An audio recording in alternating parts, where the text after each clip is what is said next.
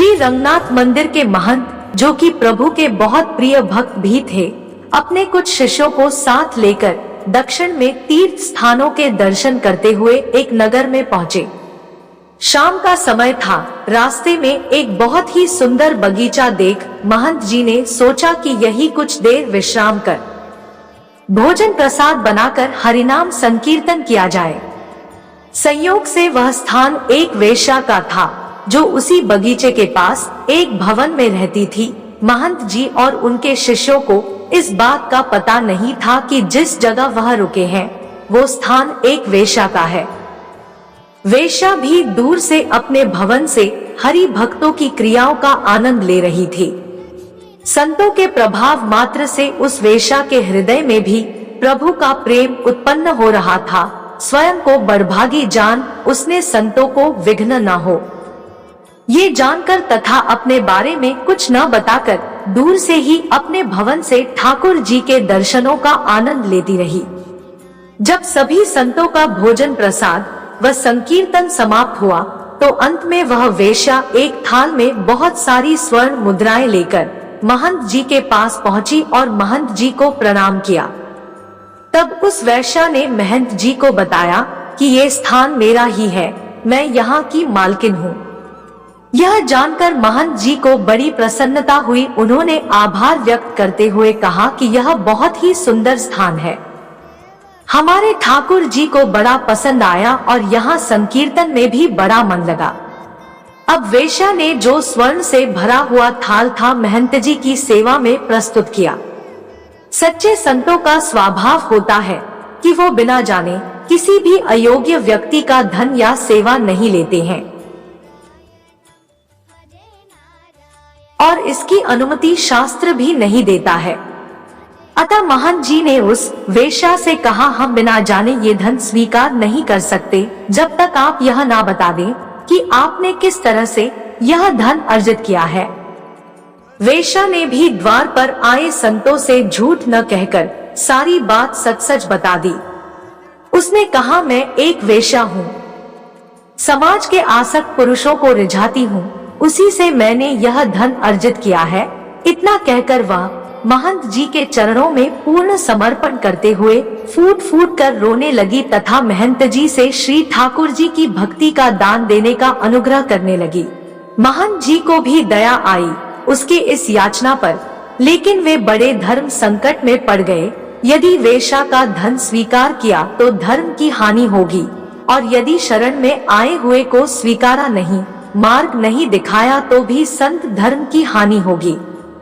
अब महंत जी ने अपने रंगनाथ जी का ध्यान किया और उन्हीं को साक्षी कर वेश्या के सामने शर्त रखी और कहा, हम तो ये धन स्वीकार नहीं कर सकते, पर यदि तुम हृदय से अपने इस बुरे कर्म को छोड़ना ही चाहती हो तो ऐसा करो, इस पाप कर्म से अर्जित की हुई सारी संपत्ति को तुरंत बेचकर जो धन आए उससे हमारे रंगनाथ जी के लिए सुंदर सा मुकुट बनवाओ। यदि हमारे प्रभु वह मुकुट स्वीकार कर ले तो समझ लेना उन्होंने तुम्हें माफ करके अपनी कृपा प्रदान कर दी है।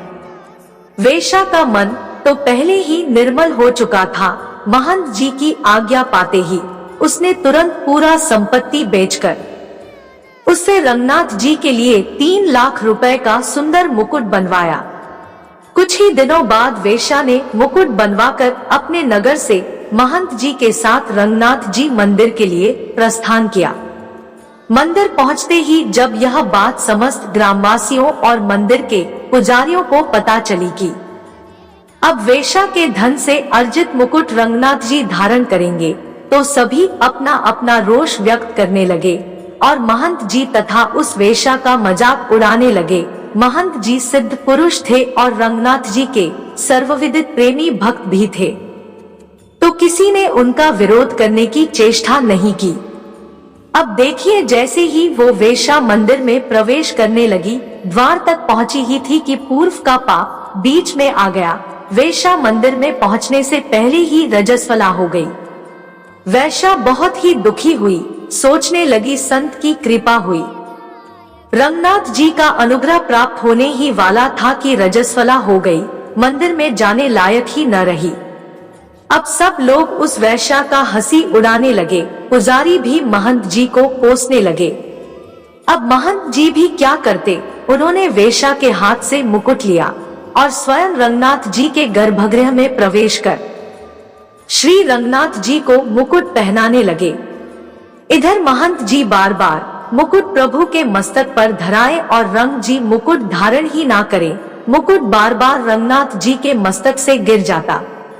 अब तो महंत जी भी निराश हो गए, सोचने लगे हमसे ही बहुत बड़ा अपराध हुआ है, शायद प्रभु ने उस वेश्या को स्वीकार नहीं किया, इसलिए ठाकुर जी मुकुट धारण नहीं कर रहे हैं। अपने भक्त को निराश और दुखी देखकर रंगनाथ जी से रहा नहीं गया, अपने श्री विग्रह से ही बोल पड़े, बाबा आप निराश मत हो, हमने तो उसी दिन उस वेश्या को स्वीकार कर लिया था जिस दिन आपने उसे आश्वासन देकर हमारे लिए मुकुट बनवाने को कहा था। महंत जी ने कहा, प्रभु जब आपने उसे स्वीकार कर ही लिया है तो फिर उस बेचारी का लाया हुआ मुकुट क्यों नहीं धारण कर रहे हैं। रंगनाथ जी बोले, मुकुट तो हम उसी वेश्या के हाथ से धारण करेंगे, इतने प्रेम से लाई है तो पहनेंगे भी उसी के हाथ से, लेकिन उसे तो तू बाहर ही छोड़कर आ गया और खुद मुकुट पहना रहा है मुझको। महंत जी ने कहा, प्रभु जी वो रजस्वला है, वो मंदिर में नहीं प्रवेश कर सकती। श्री रंगनाथ जी ने कहा कि वह तन से तो अशुद्ध है पर मन से पूर्ण रूप से शुद्ध हो गई है और मुझे तो अपने भक्त के मन में भरे भावों से लगाव है। महंत जी प्रभु के बातों का मर्म समझ गए। उन्होंने गर्भगृह से बाहर आकर वैश्या को आवाज दी और मंदिर के गर्भगृह में आने को कहा। संपूर्ण मंदिर में हाहाकार मच गया। सब लोग महंत जी व वैश्या का विरोध करने लगे। महंत जी व वैश्या को बुरा भला कहने लगे, पर महंत जी ने किसी की एक ना सुनी। उन्होंने वैश्या का हाथ पकड़ा और सीधा गर्भगृह में प्रवेश कर गए। उन्होंने वैश्या को मुकुट पकड़ाकर उसे श्री रंगनाथ जी को पहनाने को कहा। अपने हाथों से वेश्या रंगनाथ जी को मुकुट धारण कराने लगी। नैनों से अविरल अश्रु की धाराएं बह रही थी। कितनी अद्भुत दशा हुई होगी, जरा सोचो। रंगनाथ जी भक्त की इसी दशा का तो आनंद ले रहे थे। रंगनाथ जी का श्री विग्रह बहुत बड़ा होने के कारण ऊपर चढ़कर मुकुट पहनाना पड़ता है। भक्त के अश्रु से प्रभु के संपूर्ण मुखारविंद का मानो अभिषेक हो गया। वेश्या के मुख से शब्द नहीं निकल रहे, नयन अविरल अश्रु बहा रहे थे।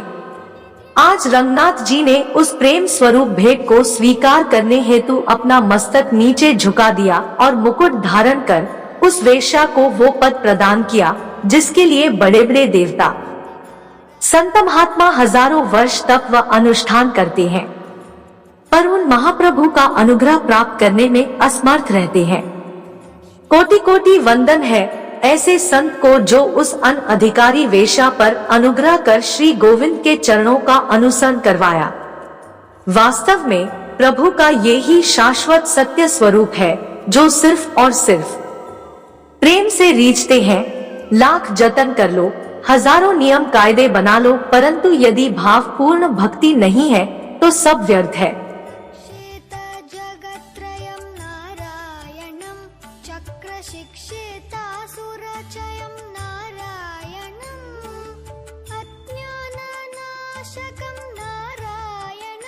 शुद्ध